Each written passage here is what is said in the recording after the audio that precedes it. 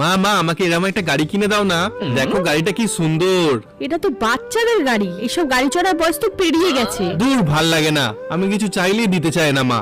এই বোর্ডটা নিয়ে গিয়ে বোনের জন্য একটা কাঁকড়া গাড়ি বানিয়ে ফেলি। বাবা আমাকে এগুলো একটু কেটে দেবে গো? হ্যাঁ দাঁড়া, এক্ষুনি দিচ্ছি। এই নে, থ্যাংক ইউ বাবা।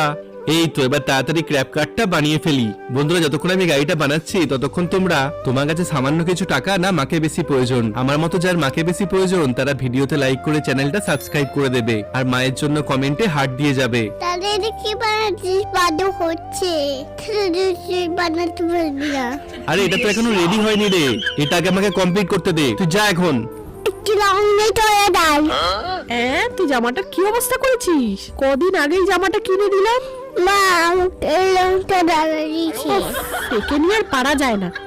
তুই আবার ঘরটাকে নোংরা করছিস। মা আমি নোংরা করছি না, আমি বোনের জন্য একটা জিনিস বানাচ্ছি। দাঁড়াও আগে রংটা কমপ্লিট করি।